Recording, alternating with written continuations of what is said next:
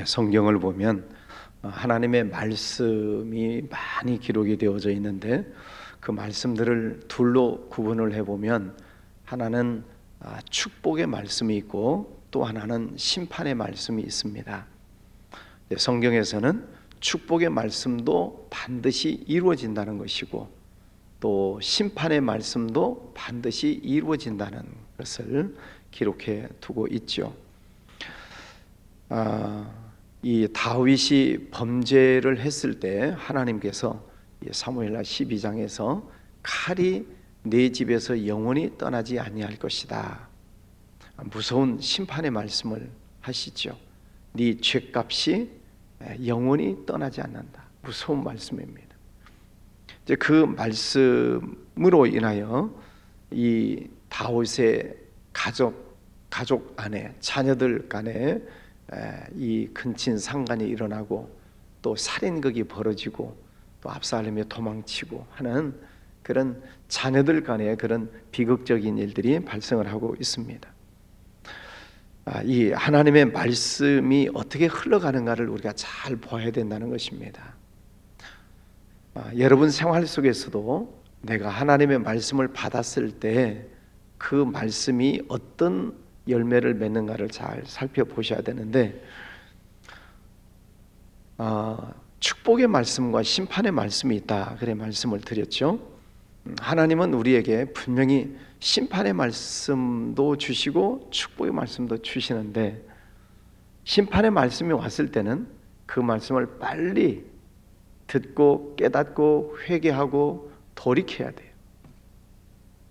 그렇지 않으면 그 심판의 칼날이 반드시 나타나는 때가 있기 때문에 그렇죠.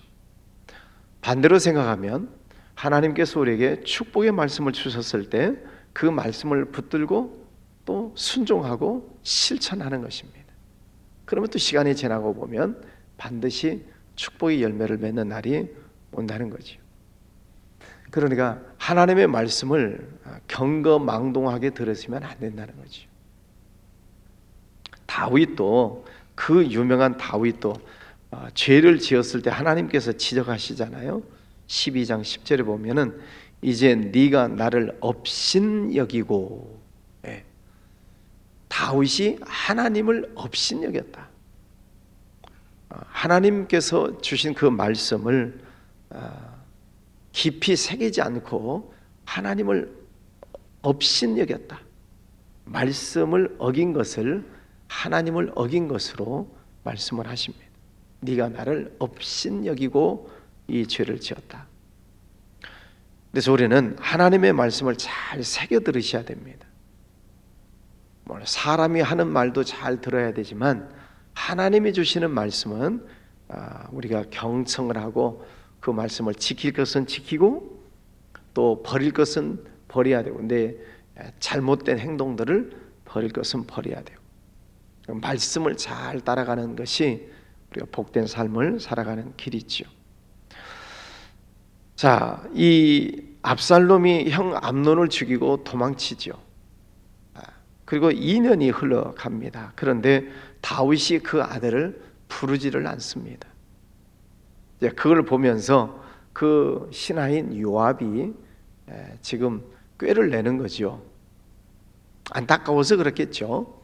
다윗 왕이 아들을 보지를 않는 그런 관계 속에 한 여인을 불러서 너는 이러이러한 이야기를 가서 왕에게 하고 왕이 깨달으실 수 있도록 말씀을 잘 드려라.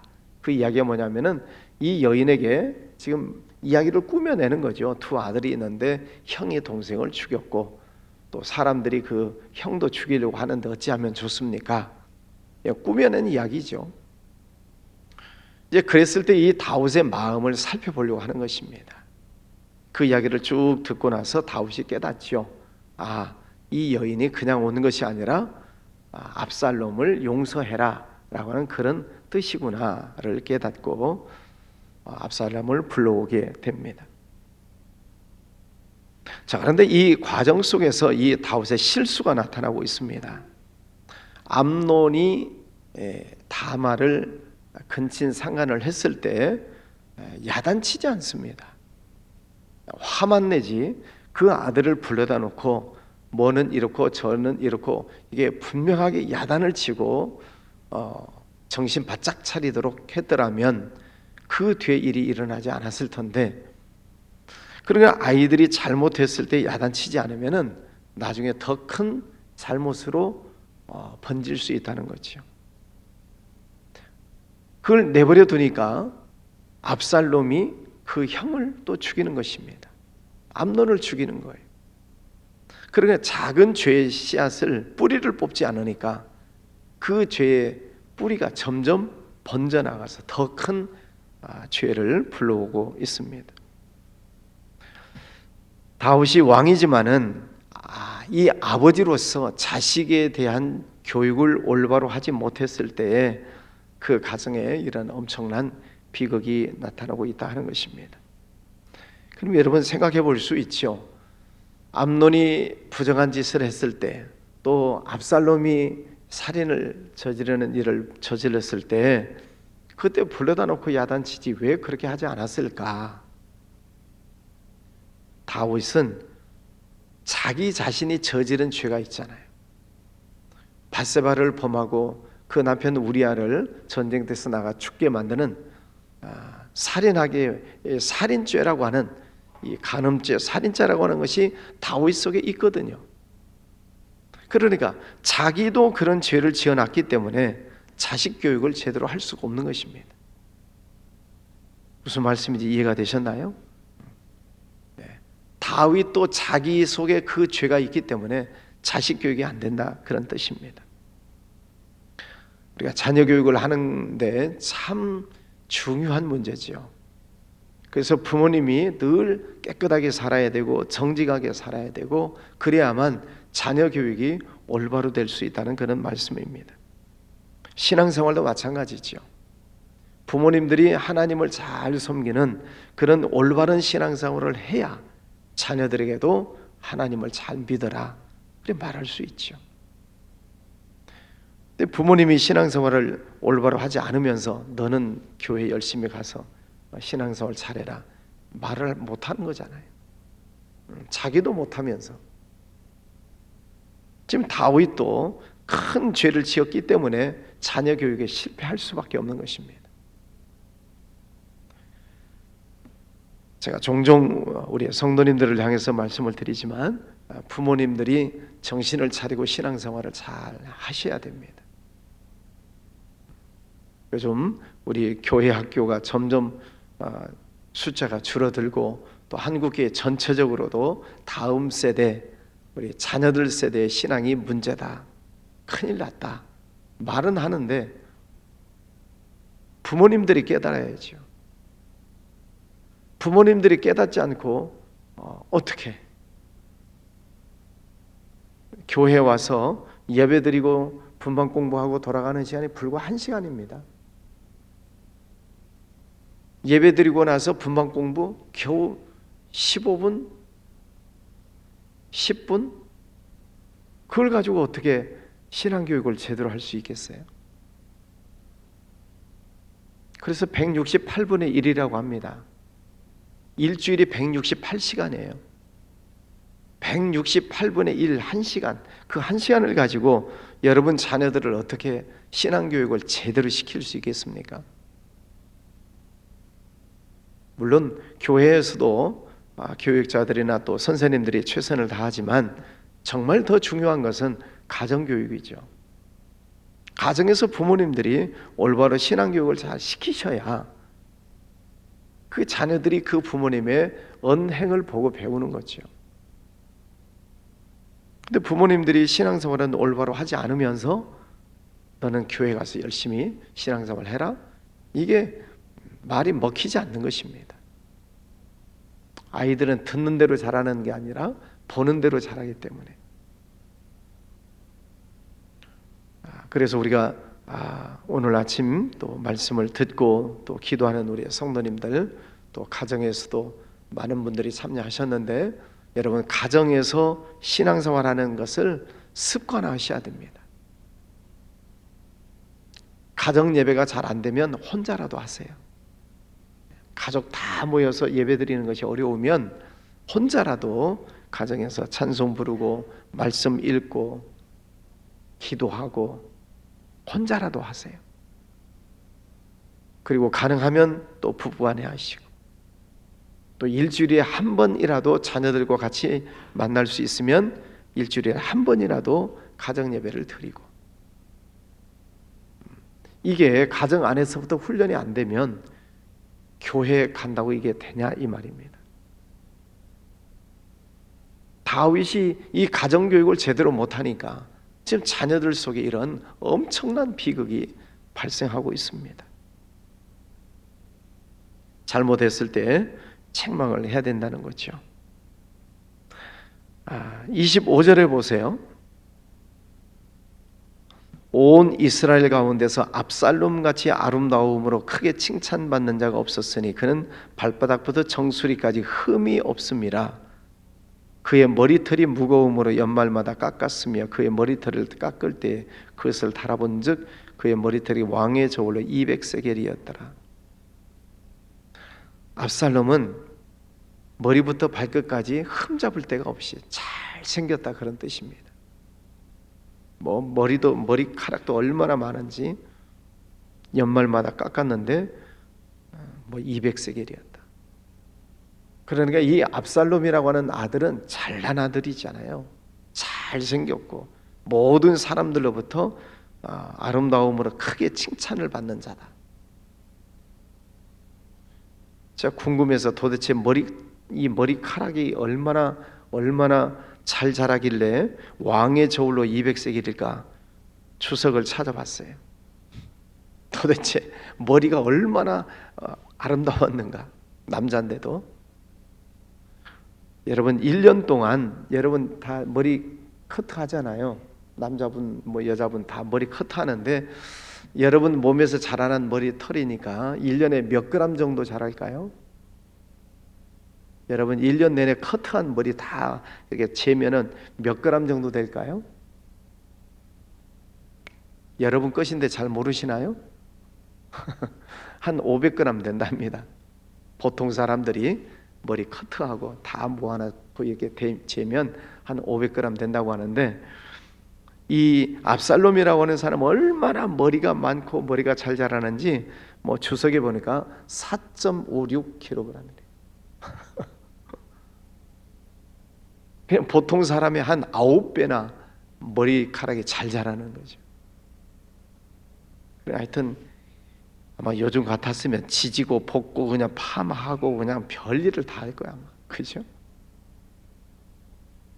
그뿐만 아니라 머리끝부터 발끝까지 흠잡을 데가 없었다. 그래 얼마나 잘생겼겠는가 하는 거예요. 문제는 뭐죠? 그러면 뭐하냐 말이죠. 그러면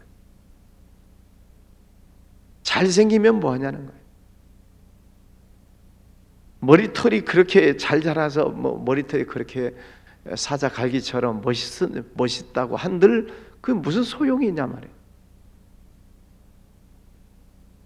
형을 죽이고 아버지를 배신하고 그래 죽어나가는 그 아들이 무슨 소용이 있냐 말이에요. 자녀들을 어렸을 때부터 신앙교육을 철저하게 시키지 않으면은 이런 겉으로 보기에는 멀쩡하고 멋있는 아들이지만 형제 간에 싸우고 죽이고 아버지를 배신하고 이게 무슨 비극입니까? 남의 얘기가 아니다는 얘기잖아요. 성경 말씀은 남의 얘기가 아니고 이 말씀을 내 가정 안에 가지고 들어와서 이 말씀을 봐야 하는 것이죠. 24절 보십시오. 왕이 이르되 그를 그의 집으로 물러가게 하여 내 얼굴을 볼 수 없게 하라. 압살롬이 형 죽이고 도망쳐서 2년 동안이나 숨어 지냈는데 겨우 데리고 왔어요. 데리고 왔는데 내 얼굴 보지 못하게 해라. 지금 다윗 마음이 풀리지 않은 것입니다. 용서가 안 되는 거죠. 그리고 또 이 압살롬도 돌아왔는데 28절 압살롬이 이태 동안 예루살렘에 있으되 왕의 얼굴을 보지 못하였다. 예루살렘으로 오기는 왔지만은 2년 동안이나 부자간에 상봉을 안 하는 것입니다. 그럼 무엇을 의미하나요? 압살롬도 자기가 지은 잘못 죄에 대해서 아버지 앞에 엎드려서 사죄하지 않는 것입니다. 회개 안 하는 거예요. 자기 잘못을 직구하지 않습니다.